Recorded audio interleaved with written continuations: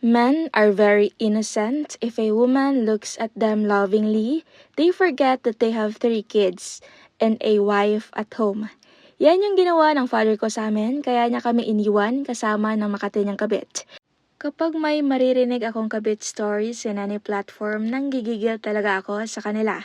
Tulad ko ba kayo? Pero as time goes by, na-realize ko na wala pala silang kasalanan. Yung lalaki pala, as in super. Again, men are very innocent if they like a woman na parang wala silang anak at asawa pag tinamaan ng kate-kate.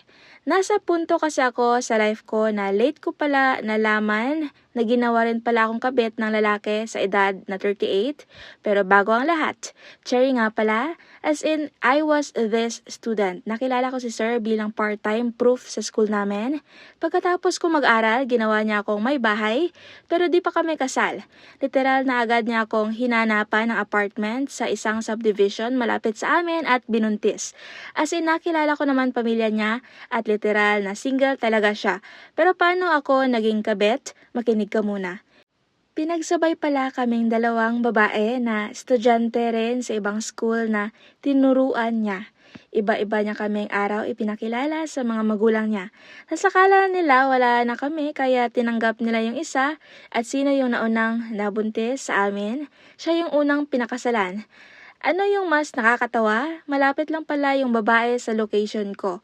Walking distance lang rin na nasa subdivision. Literal na ang kapal talaga ng muka.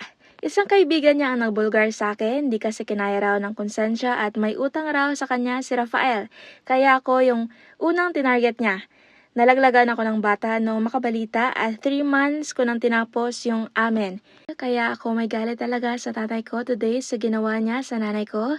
At di ko siya inimitahan sa mga achievements ko sa buhay. Although kabit lang ako sa lipunan, triple degree holder naman ako, and that's enough. Kaya don't judge me, triple degree holder ka ba?